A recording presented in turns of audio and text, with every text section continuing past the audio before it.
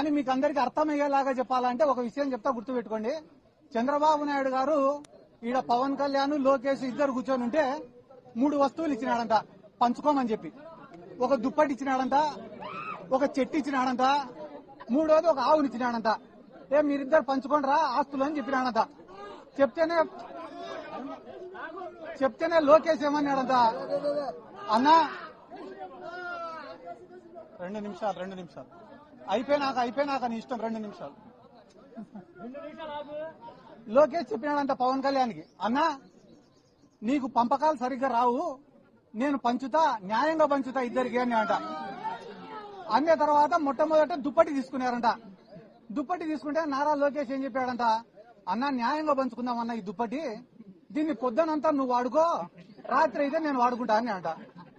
ఆ న్యాయంగా పంచినావు తమ్ముడు అని చెప్పి దుప్పటి తీసుకున్నాడు పవన్ కళ్యాణ్.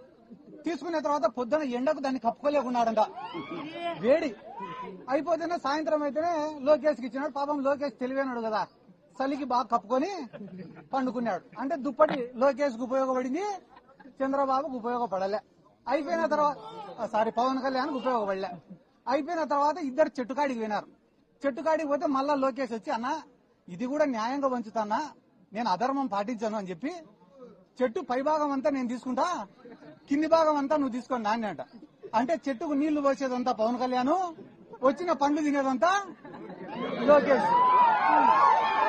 అయిపోయిన తర్వాత మళ్ళా 3వది ఆవు కాడికి పోయినారట.